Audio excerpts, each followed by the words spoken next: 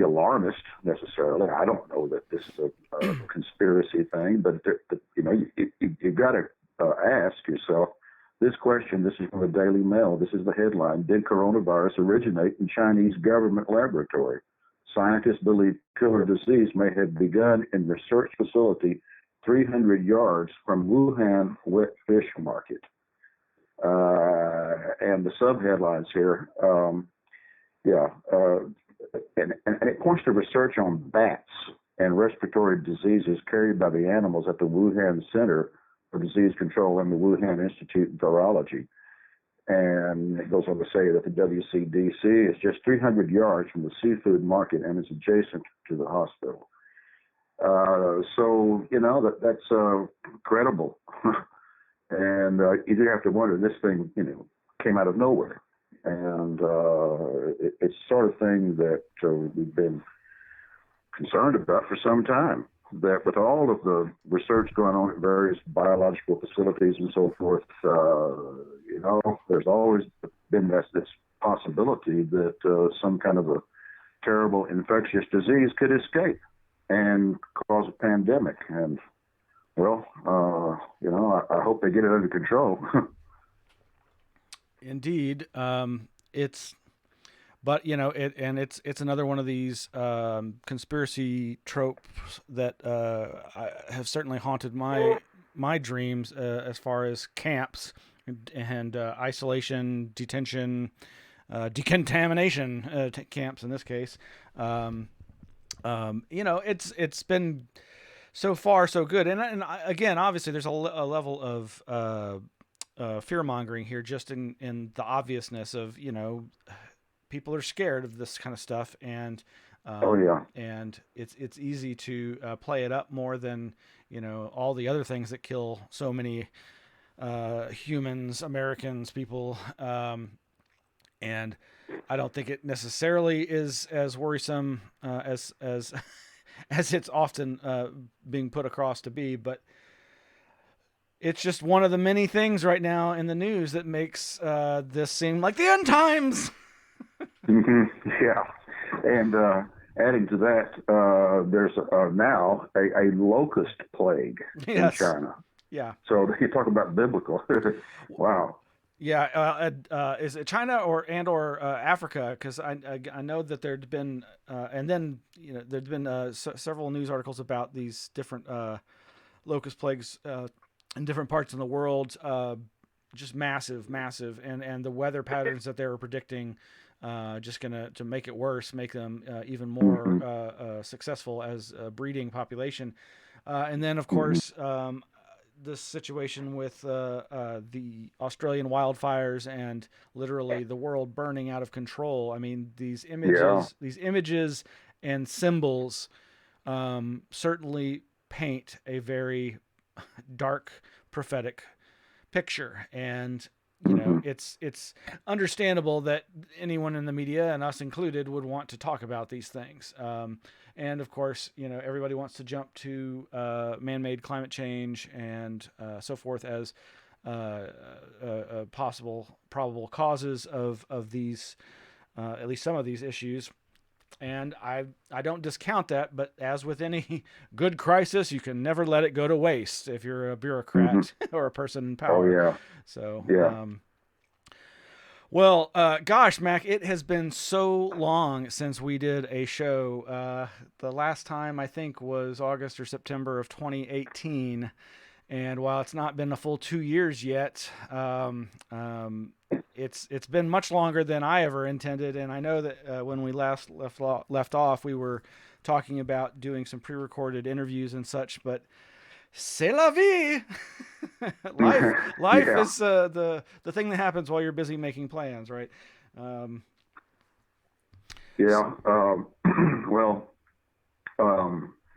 We've kept the parapolitical online Flipboard magazine going the whole time. And just looking at it here, just to see the things that we've posted. I see that you posted something here. Bloomberg defended fingerprinting food stamp applicants as recently as 2018. Boo! Yeah.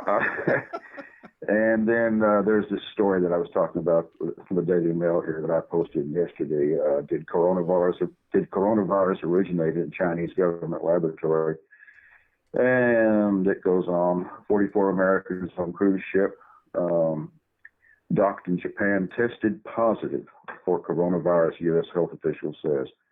Not to be alarmist, but there is something very disturbing about all of this, and it just it's the kind of thing that's been warned about forever, that something like this could happen. Certainly, there have been terrible epidemics in the past. There was the famous flu epidemic during World War I that killed a lot of people. And so, well, I know that I, just as a general rule, and not because of this, but I don't go around crowds much. I pretty much, I'm very limited in where I go. Don't like to drive, not here in the Dallas-Fort Worth area or anywhere. Rarely do I, go into crowds. Make me nervous. And also, I just, it's so much easier, for instance, just to go pick up the groceries after the curbside delivery to have to, slog through the store.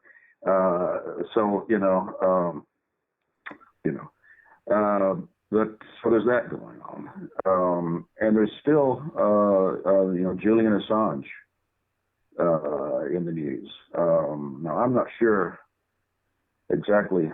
It's the last time we did a show, he was still in the Bolivian embassy, I think, in London.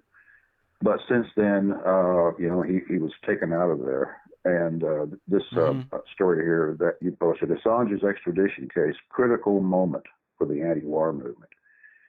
And the subheadline, this is from Common Dreams, it says the U.S. government's extradition and prosecution of Julian Assange is a critical moment for press freedom, but also for the anti-war movement. It's just terrible what's going on and what they're doing to this guy.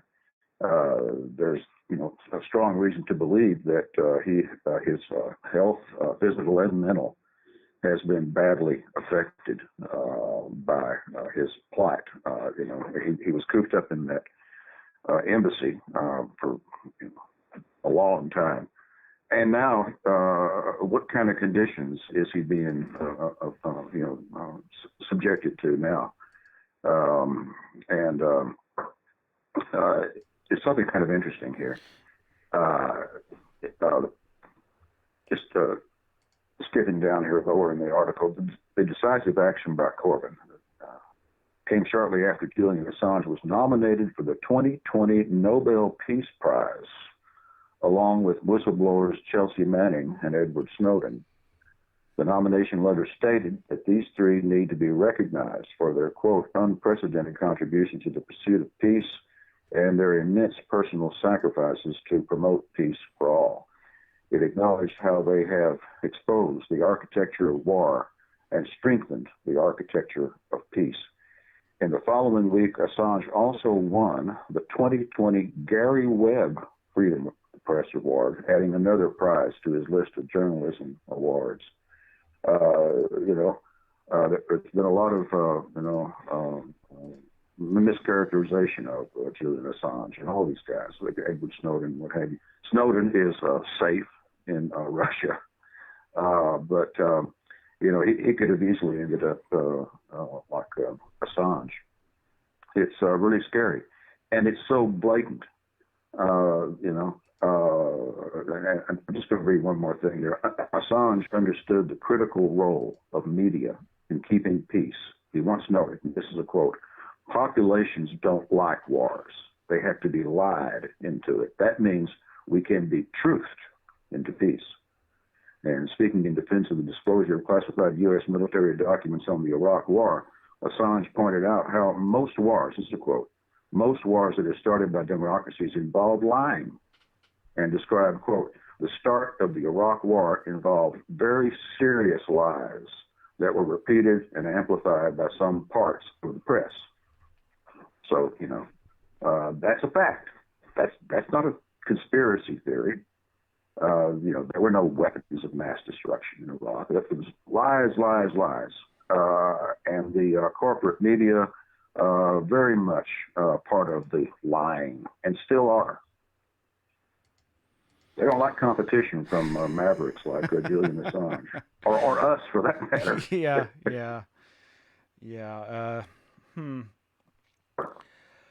Well, so it seems like it's chaos at the macro scale and the micro scale, and just not to sound all doom, as I know I so often do. We see around us this again. Urbanization outpacing our local infrastructure's ability to deal with it, and all the problems that society creates, including homelessness, and so often part and parcel to homelessness, besides the terrible economic climate that makes it so easy for anyone and everyone to fall so quickly into homelessness. There's of course lots of mental illness, and then of course there is just so much deep-seated fear in humanity's collective unconscious of madness and the crazy-ass things you can see any given day in a big urban environment. And I'm sure in any small town that they've got, one or two of their locals who are either homeless, or even if they're not homeless, people might mistake them for, because they seem so discombobulated to be nice about it. But and then when crazy shit goes down, and of course our governor is immediately like, let's scapegoat the poor homeless people, and sometimes it is a homeless person that's perpetrated some crazy act of violence, random act of violence. Sometimes it's not. But then again, I don't know. Yeah, it gets to the idea of, well, if somebody's perpetrating violence, they're probably a little crazy anyway, regardless of homelessness or not. And a lot of them have jobs in the government and the military. So. Oh yeah. I mean, it's perfect for a homicidal maniac, military. Not that they're all homicidal maniacs. I'm certainly not saying that. But let's see. I'm wondering. You mentioned, homeless or individuals who perpetrate terrible crimes or accused of. There's a guy here in Fort Worth. The big mass shooting that we had here at a church. And what this was a street guy. And he had been taking handouts from this Church of Christ here in Fort Worth. But it reached a point to where, he was just wanting more and more and more money, and they couldn't, and so he developed this psychotic hatred of church, and showed up there, ready to kill, and did kill, but didn't kill as many as he might have, because he was killed by church security. And I didn't even know that churches are, having, their own security details. Members of the congregation go to a church with guns. And, it's interesting about that church shooting. There have been school shootings, church shootings, synagogue shootings, and what have you, and mosque, violence and what have you. They're targets for crazy people. But the first church shooting I ever heard of was here in Fort Worth. This was about 20, 25 years ago. I was still living in Austin at that time. And that was the Wedgwood Baptist Church, which is just here in the part of town where I live. And that anniversary had just happened like a couple of weeks before. And it was, hyped in the news and so forth. And then this happened. And you have to wonder, how much of that might have been, don't know the copycat effect, yeah, or what. But I recall that there were some strange questions about the Wedgwood Baptist shooting. This fellow McDonald, I believe it was his name, who committed the act, and he killed a lot of people. This was a couple of dozen people. It was awful. And he left behind some, if I'm remembering correctly, he had written some letters or accounts, and I'm forgetting the whole thing here. But basically, he described being hounded, harassed by police, and abducted, and there was the suspicion when you read those accounts that he, I don't know, was there some kind of mind control? You got to ask. He at some point went over to Channel 8 in Dallas and met with the top news anchor there, and was trying to get his story out. And then next thing you know, he shoots these people in the Wedgwood Baptist Church. Right. So there's that you have to wonder about. It's not to say that every mass shooting is a contrived event or a psyop, but it's a reasonable question to ask, and it's getting so that if you ask that question, you could be deplatformed very quickly from the internet.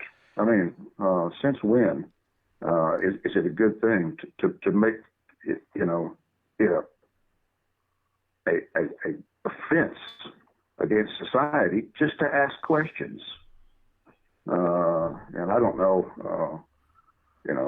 what happened in Sandy Hook. It was strange business. But I know that, Alex Jones just lost a lawsuit over the matter. And this fellow that he had on as a guest, what was his name? Wolfgang Hilbarger. Mm-hmm. He was supposedly he was characterized as a expert on mass shootings, school shootings, and he found all kinds of things wrong. It just didn't add up about the Sandy Hook shooting. And gosh, I don't know, but I think that once an activity like that, it just takes on a life of its own. It just begins to spread like a contagion. The simplest explanation is that the copycat effect is just out of control at this point. Because every time there's a terrible incident, a mass shooting at a church or at a concert or wherever,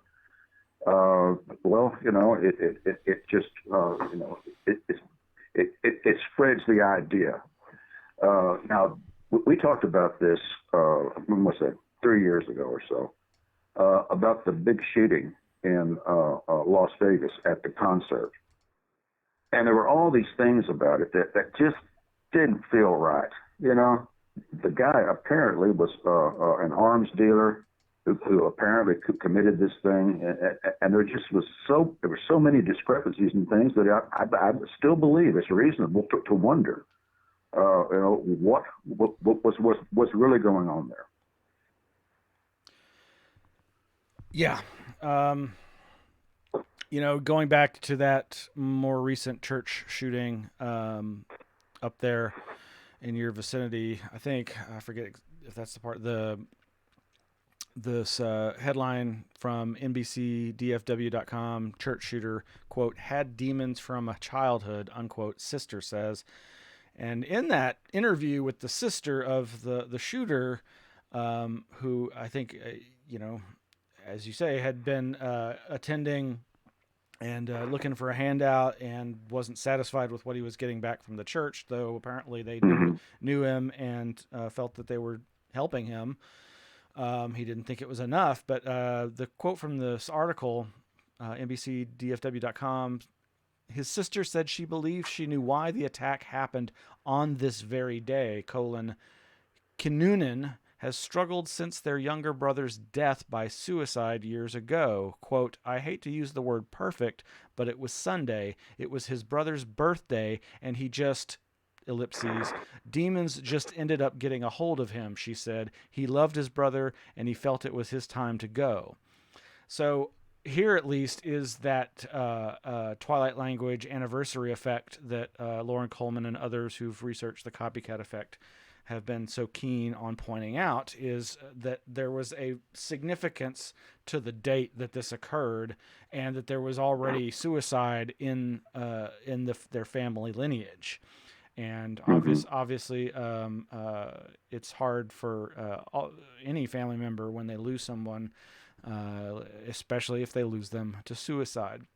But yes, as we've always said, the potential for pushing somebody towards these types of actions is obviously one of the potential types of covert activity that we've talked about before. And yes, it is a very obviously touchy subject, and I often tell people, as you were surprised to discover one show, that I am a survivor of such a mass shooting, and as a survivor of that, I certainly empathize with people who are quick to get angry at anybody for bringing up these possibilities, while at the same time, anybody who's studied even slightly into the realm of covert operations and parapolitical deep state shenanigans that governments and militaries and intelligence operations of all countries have gotten involved in,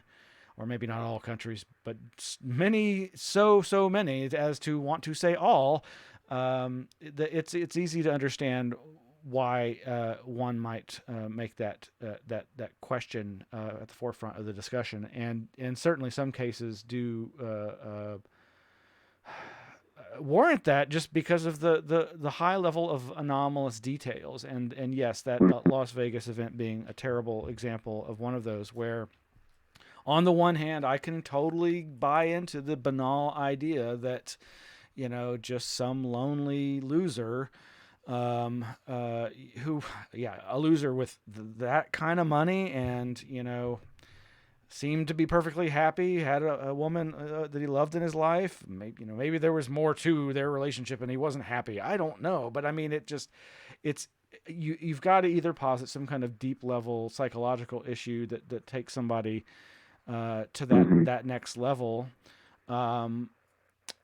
or and then if once you're there, it's just a hop, skip, and a jump to the less savory elements of this, that, or the other military-industrial complex alphabet agency. Thought, I think we can work with that. Hold my beer, and go and push somebody towards that. But again, I'm not asserting that. There are very few cases where I feel so strongly about that to really push that as a probable case. Another good example. I know at some point I told you offline that I'd been watching this. I think it's a Showtime reality TV series about mass shootings, but it's told through the eyes and focuses on the survivors and the first responders and the emergency personnel. And clearly it doesn't go into conspiracy mongering. However, in the many episodes is one that's about the Navy Yard shooter.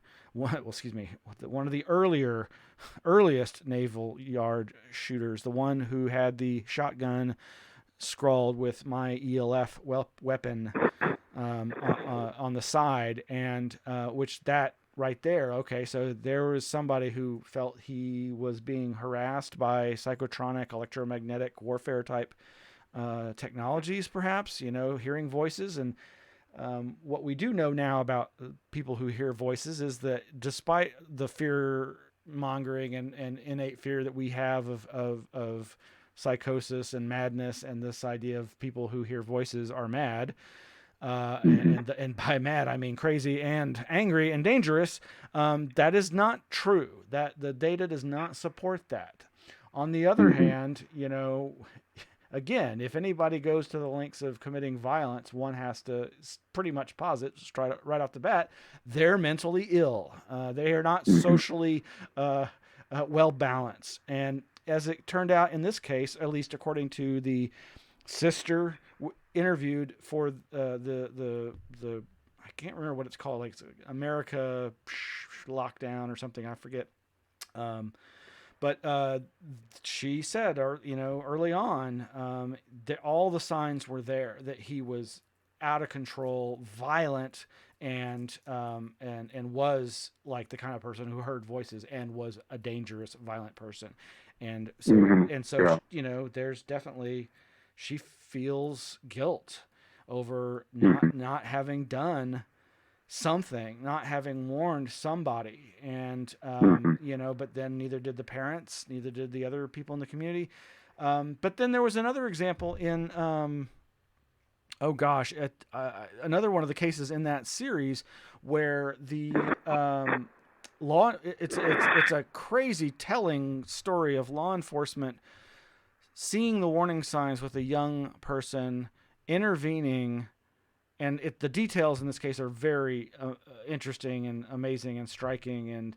And the kid, got some help and seemed to get a little better, but then a few years later went off the rails again. And that's when he actually, acted out these inward demons, so to speak, and committed these horrible atrocity in which he burned down his family's home and went on a shooting spree and a carjacking spree in this. I forget if it was. I believe it's in the on the West Coast. I forget which state or university. I think the university starts with a U, and not for the word university, like Ukiah or something like that. But anyway, my point being, in that case, law enforcement did apparently intervene. And of course, there are so many cases where, the FBI is warned and, doesn't do enough or does the bare minimum. And then later it comes back to haunt everybody. So, anyway, I gotta say, I think I've lamented that one of the most tiring things about doing the show in the past was how much we ended up having to cover this kind of thing, and it got to be very debilitating. And I, and my wife and I have, talked about these kinds of incidents endlessly, but, even we came to a point where it's just like, do we even tell each other about when we see or hear about incidents? About the only time I bring it up is if something local happens, or if something happens outside of Austin, but that's of such a large scope that gives me pause, because it could cause a copycat effect that could imitate a situation that she finds herself in on a regular basis.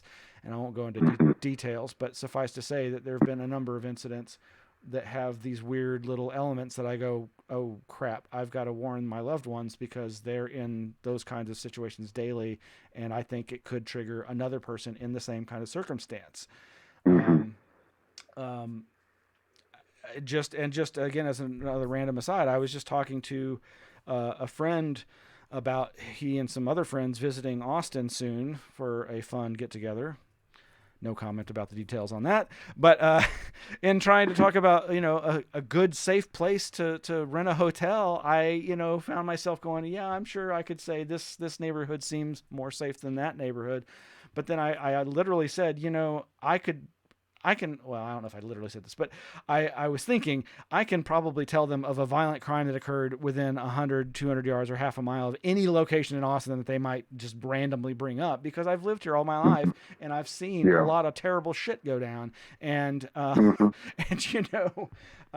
I swear to God, within 12 hours, maybe maximum of 24 hours after saying that to this person,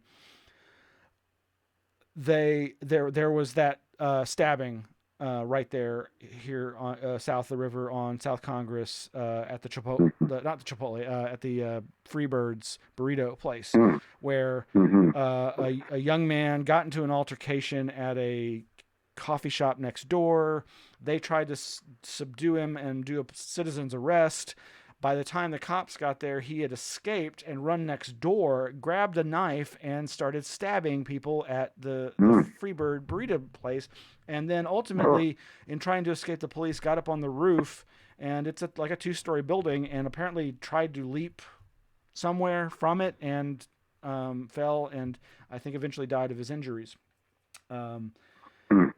Literally within 12, 24 hours of me, having just talked about that location as where, would probably be visiting right around there. So, yeah, crazy town. Yeah, and you had a mad bomber down there. Remember that?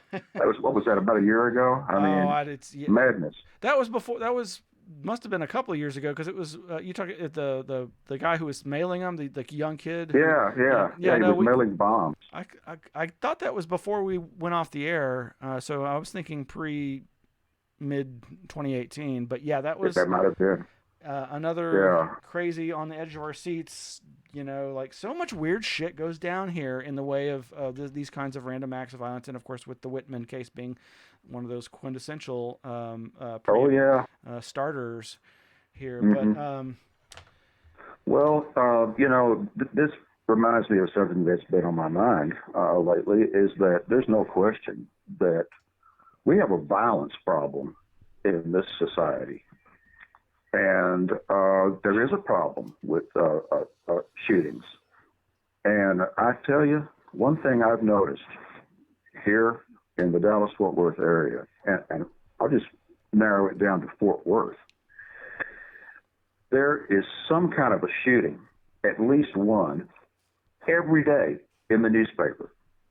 Every day. It's and a lot of times it's over on the east side. It's gang related, but it happens all the time. And there was a time when,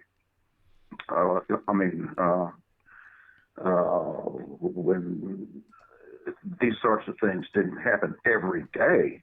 And they're not necessarily big news stories. It's just somebody got shot. They might have got killed. They might not. There's always something, constantly. And it is every day. I read the paper here every day. And, and you've got the police, shooting people. One thing that unnecessarily. 2 incidents here in the Dallas-Fort Worth area, well known. I know you heard about them. There was the guy that was shot in his own apartment in Dallas by a cop who lived there, and she got the wrong door apparently and walked into the wrong apartment. And she was convicted. There was about a week after that, there was a similar situation of a cop shooting someone in their own home and killing them. And in both cases, these were the victims were black. So a lot of questions, a lot of eyebrow raising about that.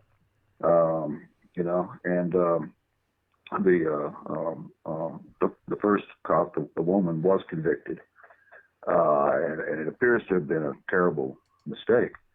But in the situation here in Fort Worth, there was no need for it. A neighbor called the police to come and check on the woman who lived alone there, young woman. because he wanted a welfare check. So the cops show up and they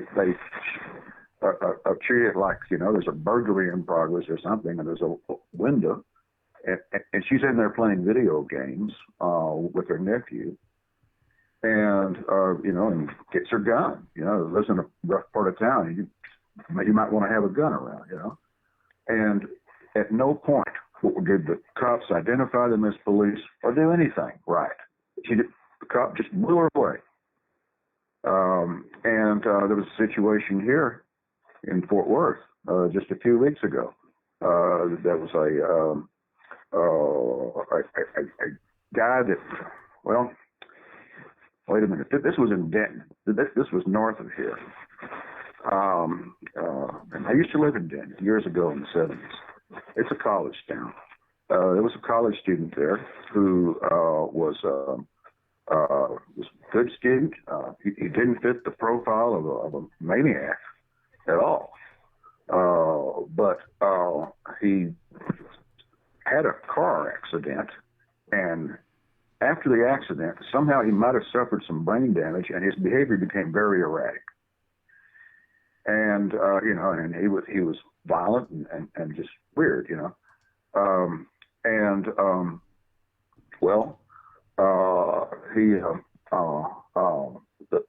his roommate had to call the cops on him because his behavior was getting so strange.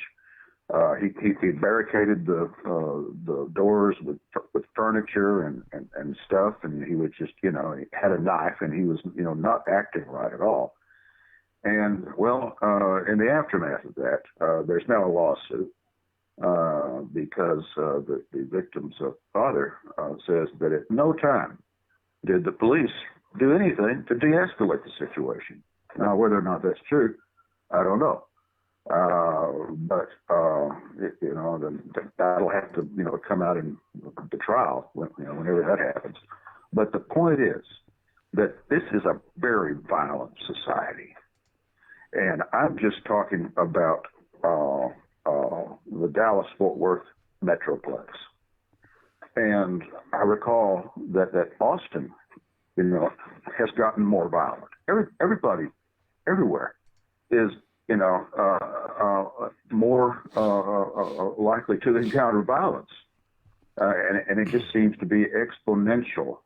And these aren't necessarily incidents that there's any political motive for. There's a guy here in the Dallas area that drove all the way to El Paso and opened fire in a Walmart. Yeah. And his family says, he wasn't acting right. Was it a conspiracy? No, apparently not. You have to ask that question sometimes about, like the Las Vegas shooting. Here's a guy, Paddock, who was engaged in arms dealing, and weirdly after the shooting, which was I think the worst mass shooting in the history of mass shootings, 59 people, I think, were killed, and you had ISIS claiming responsibility for it, and I don't know. That's one to really wonder about.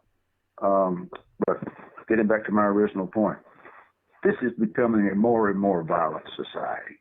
It just is. And there's something wrong with the human brain at this point in our history. Is what it looks like. And I don't know what the answer is. Is it the media? I mean, that propagates these things, and it's a copycat effect. I think that's a lot of it. Yeah. But also people are just more violent.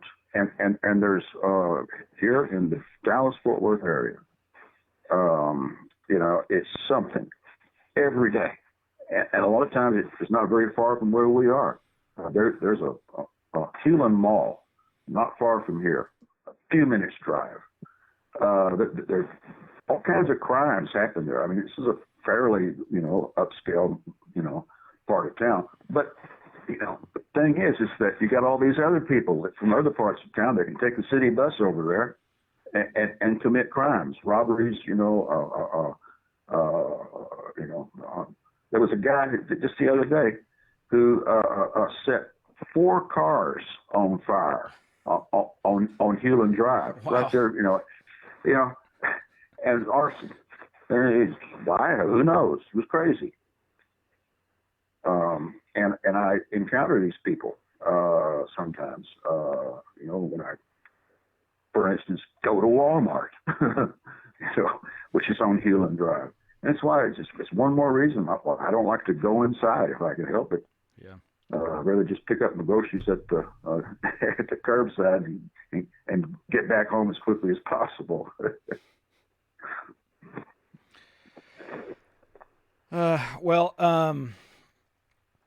There, you mentioned our Flipboard magazine where we collect all our PsiOp Radio links continually for the last several years. I know I post them periodically to the web page, and then that post goes out via Twitter and Facebook, and so folks can always subscribe to the feeds either through the website or follow us on those social media platforms, Facebook and Twitter. But don't piss off Mac, man. He'll cut you loose.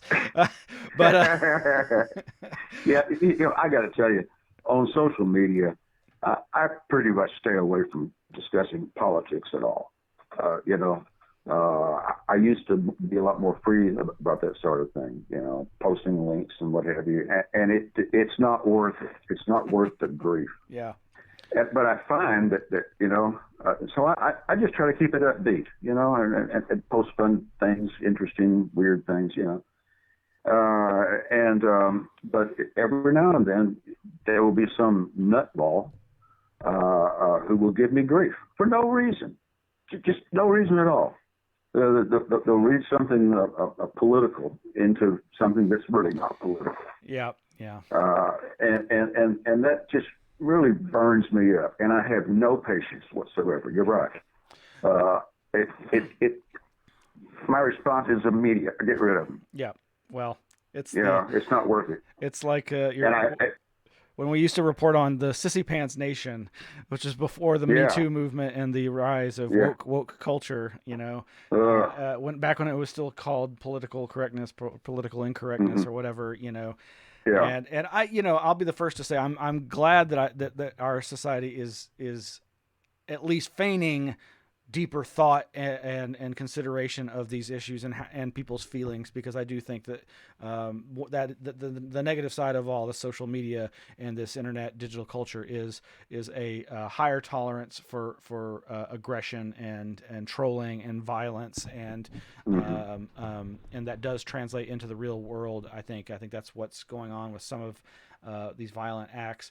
But yeah, when you used to report on the latest news in Sissy Pants Nations, whether it's some kid, and this just happened again recently, some kid, feigns, a bang bang with their fingers at school, making their hand into a gun shape and getting in trouble or expelled or what have you, to all these other examples. But to that end, I'm wearing right now one of the many T-shirts that I was given this past summer, a few of which, like this one, I don't tend to wear in public. This one is a nice 1980s style color, rainbow colors and a silhouette that's it's got a UFO flying saucer with somebody floating up in a beam of light underneath the saucer, and that's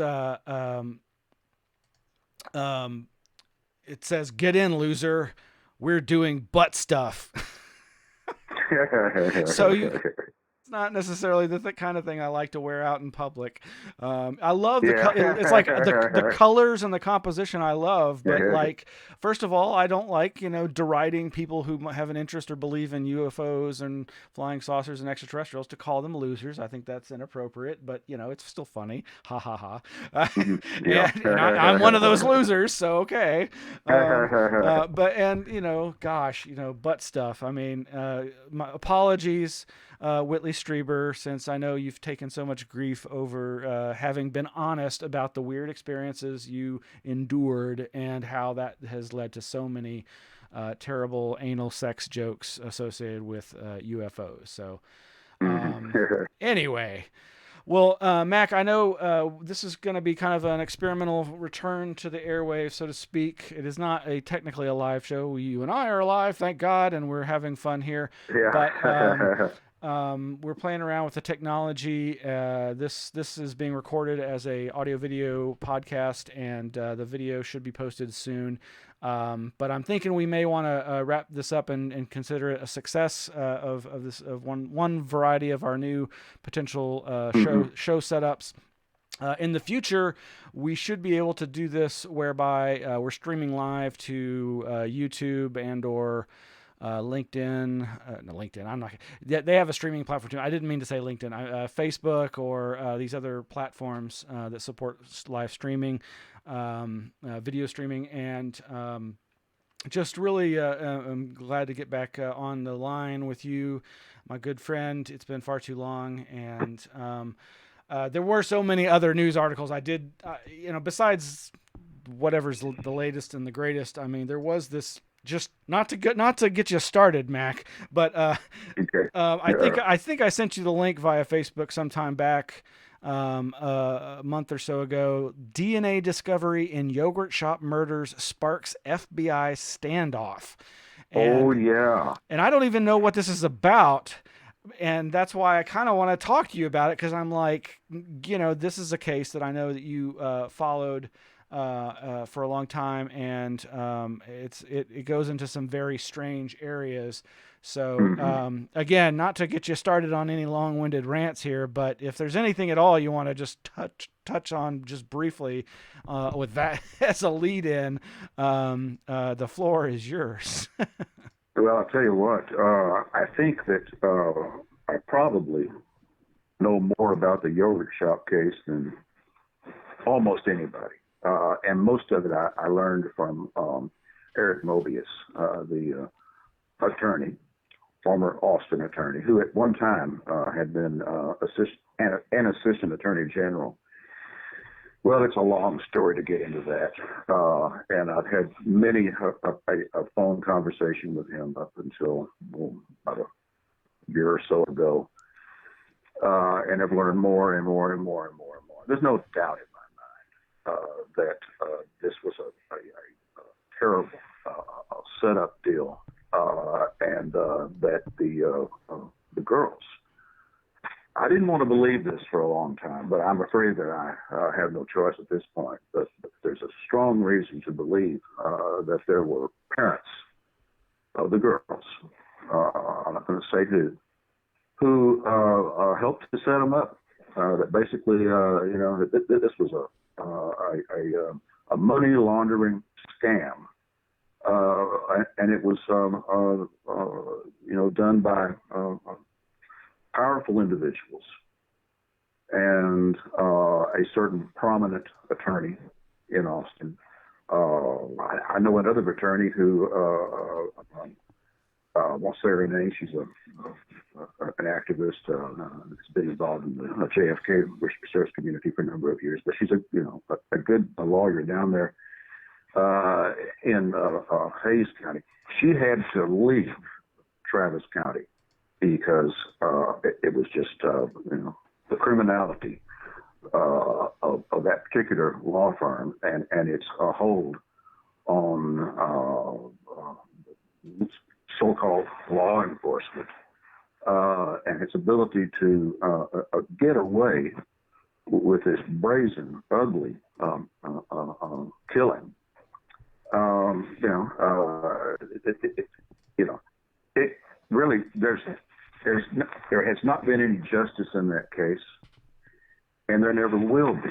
I don't think. I can't imagine. I mean, they sent one guy, one of the innocent young men who were charged with this crime. One of them ended up on death row. Well, he's been out all this time because they had no reason for him to be in prison at all. And he's suing for the time he had to spend there like that. It goes on and on and on. The criminality and in high places, you see, and they're perfectly capable of murder and unspeakable acts.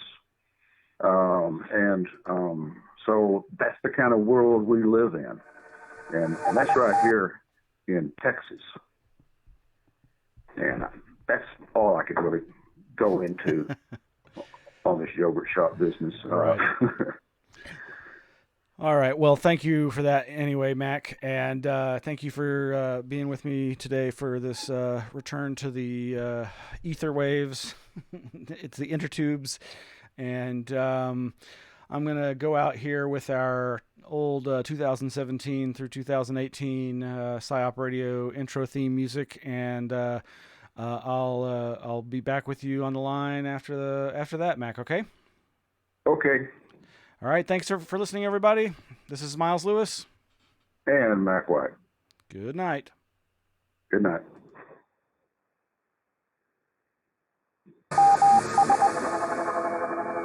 Who take pleasure in twilight,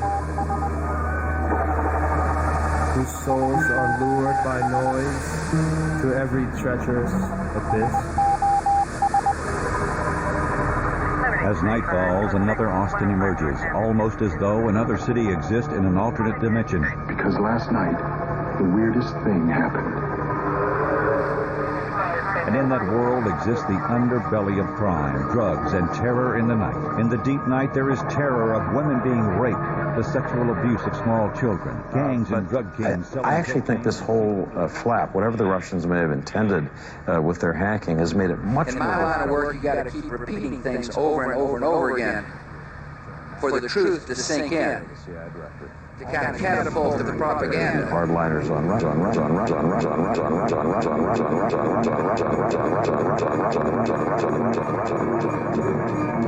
14-foot Cobra with 9-inch fangs, firing lasers out of its eyes with 17 Godzillas, shooting flying saucers out of their nose. I have 2 words for you. Predator drones. I'm gonna bomb the shit out of them. You will never see it coming. I don't care. So you understand the words I'm saying to you? You think I'm joking? Yeah. Well, what I'm saying is that there are known knowns and that there are known unknowns. But there's also unknown unknowns. Things we don't know that we don't know. They are not what they claim to be.